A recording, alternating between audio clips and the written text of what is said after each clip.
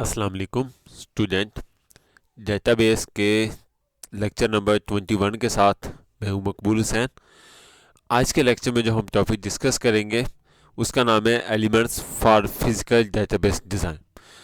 Physical database design हमने last lecture में detail से डिस्कस किया था, जिसमें लॉजिकल डेटाबेस डिज़ाइन भी था। आज हम फिज़िकल डेटाबेस डिज़ाइन के जो बेसिक कंपोनेंट्स हैं, यानी जो हिस्से हैं, वो कौन कौन से हैं, तो उनके बारे में आज देखते हैं। सबसे पहले हम फिज़िकल डेटाबेस डिज़ाइन के कंपोनेंट्स यानी एलिमेंट्स कौन कौन से वो देखेंगे। पहला एलिमेंट्स जो है उसका नाम है data volume and usage analysis. Second, data distribution strategy. File organisation. Fourth, index. और लास्ट है इंटीग्रिटी कांस्टेंट। इनको वन बाय वन डिस्कस करते हैं। सबसे पहले हम देखते हैं data volume and usage analysis.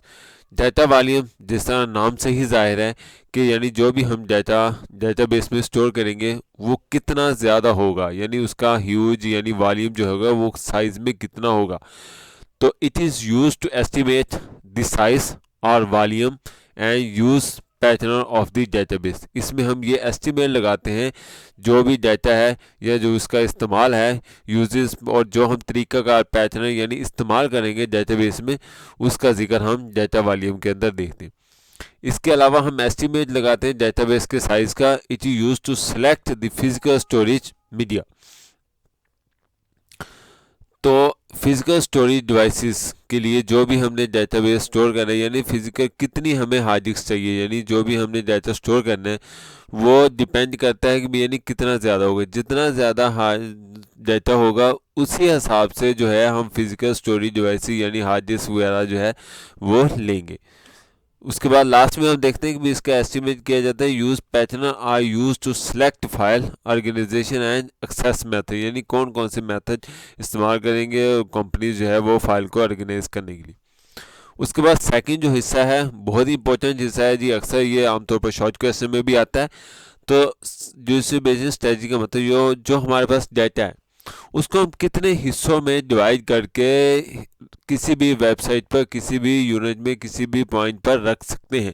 तो वो कौन कौन से हिस्से हैं जिसके ज़रिए हम डाटा जो है यानी जो कंपनीज हैं या जो ऑर्गेनाइजेशन है वो डाटा स्टोर करती है। तो आजकल जो है these organisation faced a significance problem. तो किसी भी ऑर्गेनाइजेशन के लिए किसी भी कंपनी के लिए ये काफ़ी बड़ा प्रॉब्लम है कि वो डेटाबेस में जो डाटा स्टोर किया है उसको किस तरीके से कौन से एस्टिमेट से यानी वो पैटर्न के ज़रिए या वे के ज़रिए जो डाटा को स्टोर करे, ताकि कस्टमर जो है या जो क्लाइंट है उसको आसानी के साथ डाटा जो है वो एक्सेस हो सके और उसमें एरर वगैरह कम से कम हो। Problem is that they have decided and select node to or site in the network at which data will located physically। तो यही जिस तरह मैंने अभी बताया कि हमारे लिए ये प्रॉब्लम होती है किसी भी कंपनी के लिए कि जो डाटा हमने रखा है तो एक कंप्यूटर दूसरे कंप्यूटर से किस तरीके से डाटा जो है वो आसानी के साथ एक्सेस कर सकता है। तो जो स्ट्रेटजी है वो आमतौर पर चार तरीके हैं। सबसे पहली है सेंट्रलाइज्ड, सेकंड है पार्टीशन, थर्ड है रेप्लिकेटेड और लास्ट है हाइब्रिड। इन चारों को हम वन बाय वन डिस्कस करते हैं, इसकी एग्जांपल भी देखेंगे।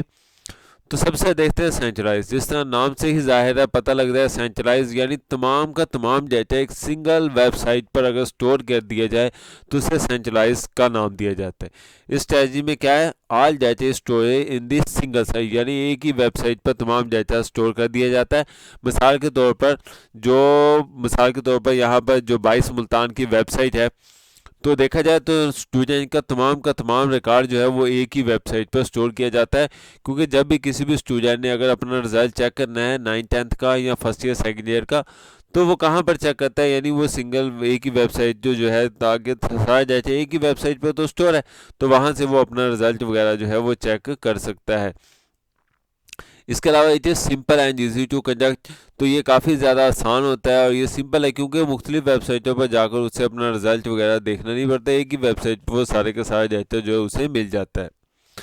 इसके डिसएडवांटेज कुछ यूँ है कि क्योंकि जो भी वेबसाइट पर अगर हम डाटा एक ही सिंगल साइट पर स्टोर करेंगे तो उसके कुछ डिसएडवांटेज भी होंगे। एडवांटेज तो है कि भी उसको एक्सेस करना आसान है, लेकिन देखा जाए तो डिसएडवांटेज में कहता है data store at remote site is not accessible readily. तो यानी उसको एक्सेस करना थोड़ा सा मुश्किल होता है, क्योंकि डाटा कम्युनिकेशन कॉस्ट में भी वेरी है। क्योंकि अगर जब हम बड़ा एक ही वेबसाइट पर डाटा स्टोर करेंगे तो उसका क्योंकि वॉल्यूम काफ़ी ज़्यादा हो जाएगा, तो इसलिए कम्युनिकेशन कॉस्ट जो है वो काफ़ी ज़्यादा बढ़ जाएगी। इसके अलावा जो अगर सिंपल सी बात है, कहता है कि भी अगर डेटाबेस सिस्टम जो है जहाँ पर हमने एक साइट पर स्टोर किया है, अगर वो ख़राब हो जाती है तो इसका मतलब सारे का सारा डाटा जो है वो ज़ाया हो जाएगा, या आप डाटा एक्सेस नहीं कर सकते। मिसाल के तौर पर जिस तरीके से जिस तरह कि जब रिज़ल्ट आता है 22 मुल्तान पर तो वेबसाइट पर, तो वो फ़ौरन अगर स्टूडेंट उसको एक्सेस करेगा तो क्या होगा, वेबसाइट की स्पीड जो है वो स्लो हो जाएगी और डाटा जो है वो एक्सेस नहीं हो पाएगा। या बाज़ दफ़ा क्या होता है कि भी सिस्टम जो है वो बैठ जाता है या फेल हो जाता है, जिसकी वजह से सारा डाटा में जो एरर है वो काफ़ी ज़्यादा बढ़ जाते हैं। उसके बाद दूसरा है जी पार्टीशन। पार्टीशन का मतलब है कि भी यानी जो आपने डेटाबेस है आप उसको दो हिस्सों में डिवाइड कर देते हो, यानी दो या दो से ज़्यादा हिस्सों में डिवाइड कर देते हो, यानी डिवाइड इनटू पार्टीशन या फ्रेगमेंटेशन, यानी मुख्तलिफ हिस्सों में डिवाइड कर। और each partition assign to a particular site. तो अगर मिसाल के तौर पर हर जो हिस्सा होता है हम उसको एक अलहदा वेबसाइट पर स्टोर कर देते हैं। मिसाल के तौर पर अगर हम अपना डाटा जो है 4 हिस्सों में डिवाइड करते हैं तो वेबसाइट पर हम 4 वेबसाइट रखेंगे और 4 वेबसाइटों पर हर हिस्सा जो है वहाँ पर स्टोर कर देंगे। तो इससे कुछ एडवांटेज तो ये है कि भी यानी हर कोई जो है अगर ज़्यादा लोग भी डाटा को एक्सेस करना चाहते हैं तो वो बड़ी आसानी के साथ जो है वो डाटा एक्सेस कर सकते हैं। Major advantage of this strategy is that data is moved closer to the local user. क्योंकि लोकल यूज़र हर किसी के पास ऐसा लगेगा कि ये नहीं मैं बड़ी स्पीड के साथ डाटा एक्सेस कर रहा हूँ, क्योंकि डाटा जो है वो मुख्तलिफ जगह पर पड़ा हुआ है और जो भी उसको डाटा चाहिए वो अपनी वेबसाइट पर जाएगा और वहाँ से डाटा को एक्सेस कर लेगा। तो data become more easily accessible, यानी डाटा जो है बड़ी आसानी के साथ एक्सेस हो सकता है। अब जो थर्ड हिस्सा है वो है रेप्लिकेटेड। रेप्लिकेटेड का मतलब है यानी in this strategy full copy, यानी सारे की सारी कॉपी डाटा की एक वेबसाइट पर रख दी जाती है और सारे का सारा डाटा जो है दूसरी वेबसाइट पर रख दिया जाता है। मीन्स की भी डाटा की मल्टीपल कॉपियाँ बनाई जाती हैं और मुख्तलिफ वेबसाइटों पर स्टोर कर दी जाती हैं। तो इसमें जो है लोकल बहुत ज़्यादा लोग हैं फिर बड़ी आसानी के साथ डाटा को एक्सेस कर सकते हैं, क्योंकि सारा डाटा एक ही वेबसाइट पर पड़ा हुआ है। लेकिन इसमें एक प्रॉब्लम है। प्रॉब्लम यह है कि जब भी हम डाटा को अपडेट करेंगे तो हमें हर वेबसाइट पर जाकर डाटा को अपडेट करना पड़ेगा। यानी अगर हमने 3 वेबसाइटों पर सारे का सारा डाटा स्टोर किया हुआ है तो फिर क्या होगा, उस सारे का सारा डाटा अगर 3 वेबसाइटों पर स्टोर है तो अगर एक डेटाबेस में चेंजिंग करनी तो इसका मतलब बाकी दोनों भी तो सेम उसी तरह के हैं ना, तो उसमें भी हमें चेंजिंग करनी पड़ेगी। क्योंकि अगर कोई कस्टमर है या क्लाइंट है वो उस वेबसाइट पर जाकर डाटा को एक्सेस करेगा तो उसमें तो न्यू चेंजिंग आपने की नहीं, तो फिर क्या होगा, वो प्रॉब्लम हो जाएगी। तो इसलिए हमें यही इसमें मेन प्रॉब्लम है कि जब भी हम डाटा को चेंज करते हैं तो हमें हर जगह पर चेंजिंग करनी पड़ती है। उसके बाद लास्ट पॉइंट जो है इसका स्ट्रेटजी का वो है हाइब्रिड। हाइब्रिड का मतलब है यानी जो क्रिटिकल डाटा है वो एक वेबसाइट पर और जो नॉन क्रिटिकल डाटा है वो दूसरी वेबसाइट पर रख दिया जाता है। डाटाबेस के दो हिस्से बना दिए जाते हैं, एक सही डाटा होता है और जो दूसरा है जो सही नहीं होता। जो सही डाटा होता है उसको तो हम मल्टीपल वेबसाइटों पर स्टोर कर देते हैं ताकि यूज़र जो है उसे आसानी के साथ एक्सेस कर सके। लेकिन जो सही डाटा नहीं होता यानी जिसे एक्स्ट्रा डाटा भी कहा जाता है उसे हम सिर्फ एक ही वेबसाइट पर स्टोर करते हैं। अब हमारे पास जो है यानी वो जो हिस्सा है यानी वो थर्ड पार्ट जो है वो है फाइल ऑर्गेनाइजेशन, यानी फिजिकल कंपोनेंट का जो तीसरा पार्ट है फाइल ऑर्गेनाइजेशन। फाइल ऑर्गेनाइजेशन का मतलब है यानी फाइल ऑर्गेनाइजेशन एक ऐसी टेक्निक्स है जिसमें हम कोई भी डाटा को जो है ना वो सेकेंडरी स्टोरेज डिवाइस में ख़ास तरतीब से डाटा को स्टोर करते हैं ताकि यूज़र को एक्सेस करना काफ़ी ज़्यादा आसान हो सके। तो this system designer must recognise server constraint to select the file organisation. तो इससे क्या होगा, यानी जो डिज़ाइनर होगा वो बड़ी स्पीड के साथ यानी वो जो है वो डाटा को एक्सेस कर सकता है फाइल को उसके बाद हमारा फाइल ऑर्गेनाइजेशन कॉन्स्टेंट में यानी जो जो चीज़ें शामिल होती हैं वो कौन कौन सी हैं, यानी उसकी करेक्टरिस्टिक्स में देखा जाए तो स्कैनर्स, स्टोरेज डिवाइसेस आती है। इसके अलावा ऑपरेटिंग सिस्टम अवेलेबल होता है फाइल को मैनेज करने के लिए।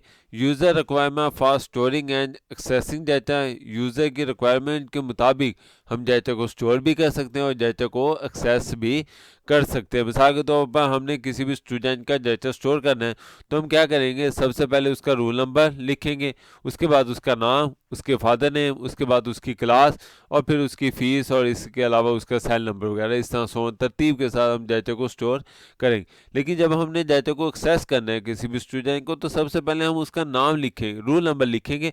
तो जैसे ही रोल नंबर लिखेंगे उसका सारा बायोडाटा जो है वो स्क्रीन पर आ जाएगा। उसके बाद फोर्थ पॉइंट है हमारे पास इंडेक्स। इंडेक्स टेबल में यूज़ होता है ताकि किसी भी टेबल के अंदर जो रोज़ वगैरह है, ये जो कॉलम है, उसको एक्सेस करने के लिए। तो index are use to speed up storing and searching process. जब भी हमने किसी भी टेबल के ज़रिए रिलेशन के अंदर कोई भी डाटा को एक्सेस करना है तो उसके लिए हम इंडेक्स का इस्तेमाल किया जाता है, डाटा को स्टोर करने के लिए, किसी भी डाटा को सर्च करने के लिए। इंडेक्स एज अ फहरिस्त के तौर पर इस्तेमाल होता है, यानी मिसाल के तौर पर लिस्ट बनी होती है, लिस्ट के ज़रिए हम स्पीड से जो है डाटा को एक्सेस कर सकते हैं। तो इंडेक्स जो है वो एज आप इंडेक्स ले सकते हैं।